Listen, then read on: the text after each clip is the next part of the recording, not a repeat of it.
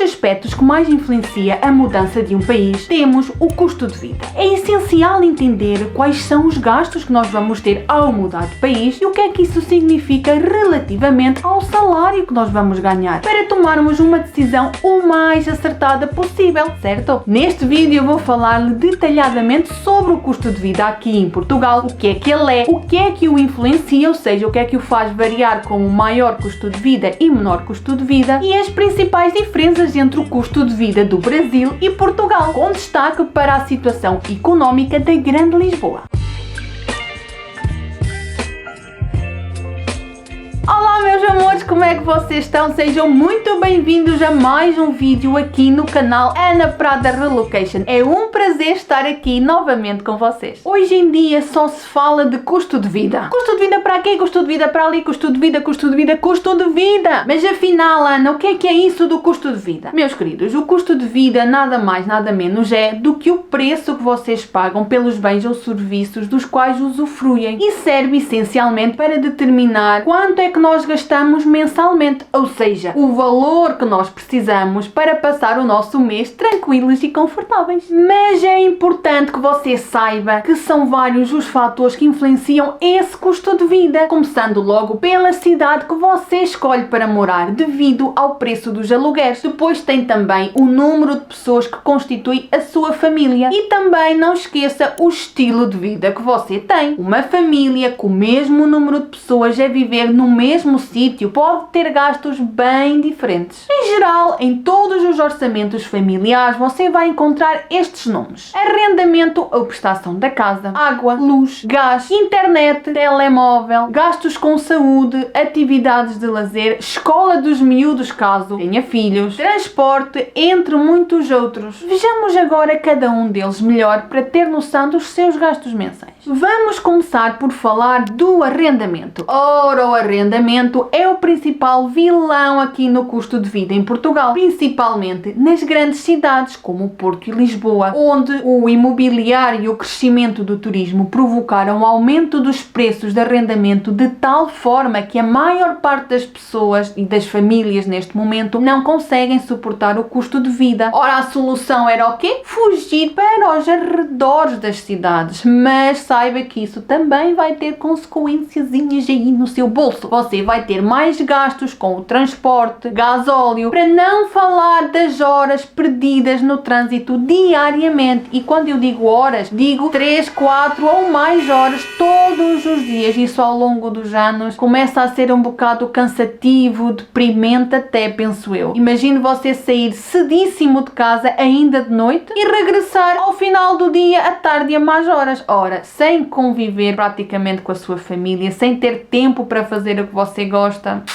pois é, bem complicado. Por isso, meus queridos, existem as cidades do interior de Portugal, onde os aluguéis são consideravelmente muito mais baratos. Vejam o exemplo de Bragança, a cidade onde eu moro com a minha família. Aqui, o preço de um apartamento para uma família ronda um máximo mais ou menos de 500 euros. Estamos a falar de apartamentos com 3 a 4 quartos. E não esquecendo que no caso de ser estudantes, o preço dos quartos aqui neste momento ronda os 170 euros por pessoa. Lembrando também que a família pode alugar um imóvel mobilado ou sem mobílias. Quando eu digo que há mobilado, ele só é mobilado mesmo de móveis, camas, cozinha, casa de banho, armário, secretária, ok. Não tem roupa de cama, não tem talheres, não tem copos, não tem papel higiênico, uma vassoura, uma pá, nada. Já no caso de ser sem mobília, estamos a falar apenas da cozinha mobilada, que por norma tem já os eletrodomésticos embutidos, e claro, a casa de banho também estará equipada. Os preços dos arrendamentos com e sem mobílias não diferem muito, portanto cabe a si decidir. A única vantagem que eu estou a ver é se alugar com mobília, já não terá o trabalho nem a perda daquele tempo a procurar os móveis para mobilar a sua casa. E tendo em conta o preço dos aluguéis, você pode muito bem agora neste momento estar a pensar que o poder poder de compra em Portugal também é baixo, mas engana-se, apesar do preço dos aluguéis ser elevado em algumas partes do país, o poder de compra é grande e comprar casa é bem mais fácil e mais barato do que você possa imaginar. Por norma, o preço que você vai pagar pela prestação da casa quando compra o imóvel é muito mais baixo do que estar num arrendamento. Por isso é que a maior parte das pessoas opta à primeira oportunidade quando tem condições de comprar casa em vez de estar em aluguer. Agora falemos do supermercado e dos gastos de alimentação. Como vocês sabem, o preço que nós pagamos pelos produtos no supermercado tem aumentado nos últimos tempos devido à guerra da Ucrânia e ao aumento da inflação. Isto foi uma consequência ao aumento de preços. Mas não pense que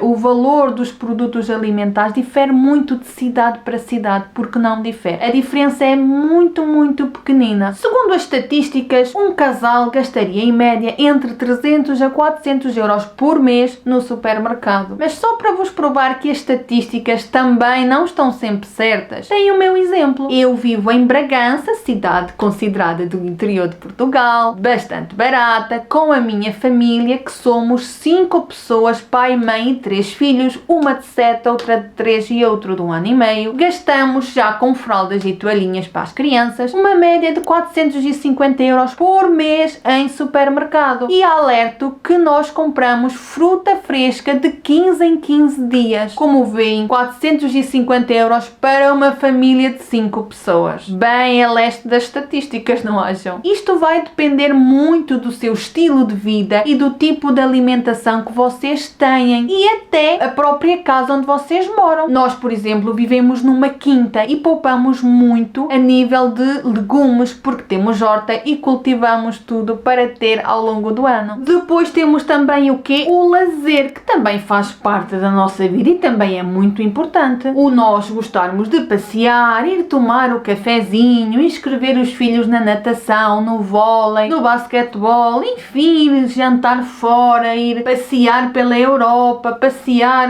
conhecer outros novos lugares. Também tem que incluir aí na sua lista. Agora falemos das contas de casa. Água, luz e gás. Normalmente estas despesas não variam muito de cidade para cidade, a não ser a água, que as taxas variam de município para município. Mas concentremos-nos assim numa fase inicial na luz e no gás. Ao contrário do Brasil, Portugal funciona em mercado livre, ou seja, você pode escolher a empresa com quem quer trabalhar consoante os preços que elas praticam, mais caro ou mais barato. E é de salientar que a maior parte das empresas de energia também fornece gás. E uma maneira de você poupar alguns euros é juntar os dois na mesma fatura. Mas existem aqui algumas considerações que eu vos quero fazer. Por exemplo, uma casa pode ter os itens todos elétricos, ou seja, o aquecimento da água ser elétrico, o cozinhar ser elétrico e o aquecimento ser elétrico. Depois há também os casos em que pode ser tudo a gás, ou seja, o tal gás natural ou gás de cidade, que pode ser utilizado para cada uma destas coisas em separado ou em conjunto. Pode ser utilizado para o aquecimento da água, pode ser utilizado para cozinhar e pode ser utilizado também para fazer o aquecimento de toda a casa. E existe também ainda uma outra opção, que é o gás de botija, que eu pessoalmente recomendo nesta situação em que nós nos encontramos da economia de Portugal. Porque uma botija de gás dura mais ou menos 2 semanas, 15 dias, assim uma média, e ela custa na volta dos 30 euros. Assim será mais fácil você controlar os seus gastos mensais. E o gás de botija pode ser utilizado tanto para a água quente, como para cozinhar, como para aquecer a própria casa. Vocês sabem aqueles aquecedores assim quadradinhos, tipo caixa, que vocês põem a botija lá dentro? Então, essa é a maneira mais económica de momento que eu vos aconselho para aquecer a vossa casa. Se o imóvel que vocês escolherem para morar não tiver aquecimento, não se preocupem. É possivelmente um sinal divino para vocês pouparem nas vossas contas. E lá vem a estatística outra vez dizer que os gastos mensais de luz e gás rondam mais ou menos os 80 euros.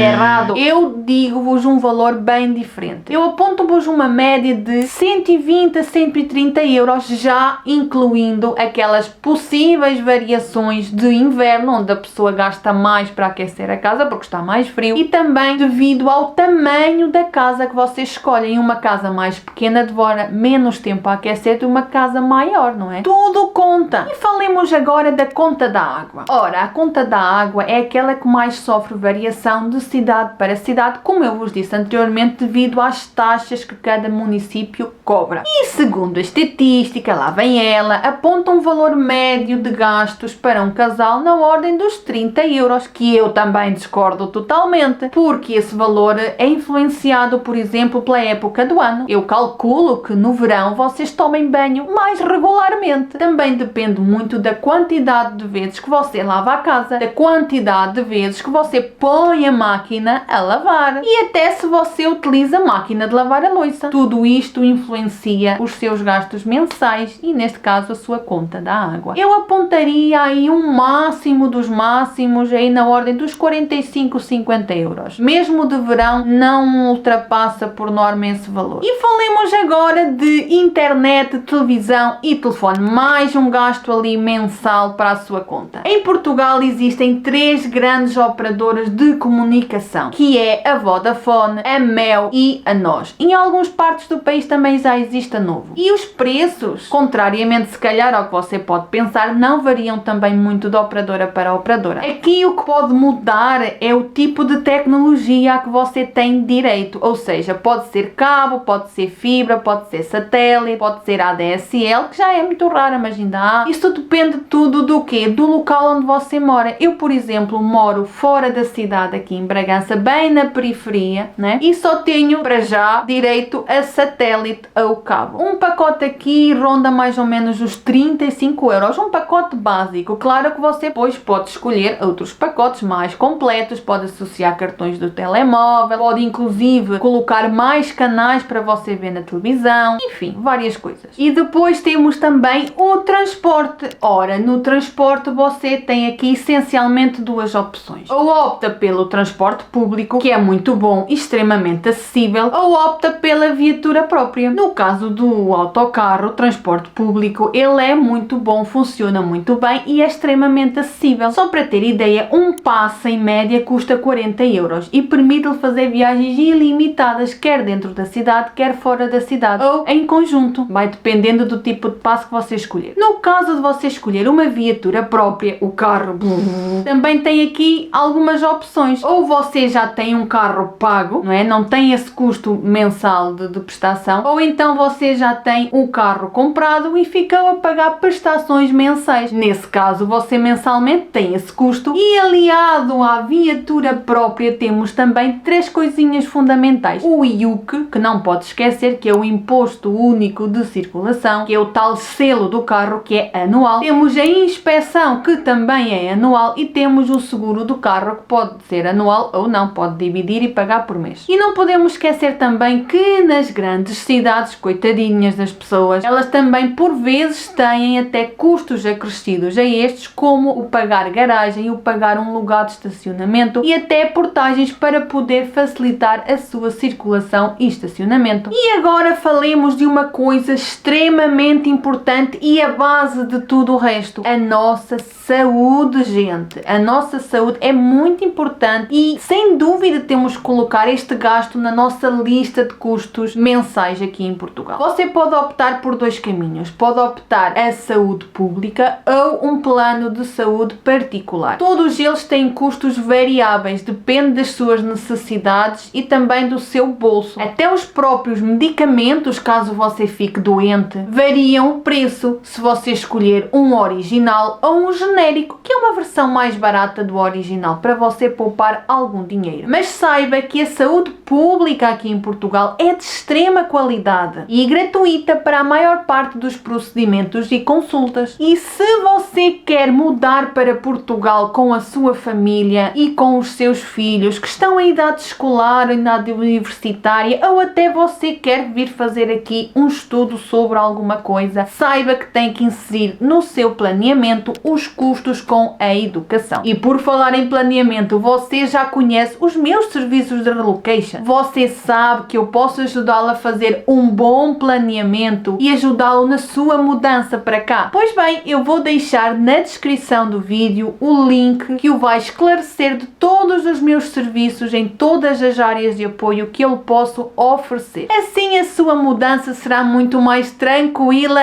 e sem qualquer dor de cabeça. Agora falando das creches aqui em Portugal, elas geram um peso e grande aqui no nosso orçamento familiar, mas o governo em setembro de 2022 aplicou uma medida que permite a frequência gratuita da escola pelas crianças que nasceram a partir de 1 de setembro de 2021 de forma gratuita.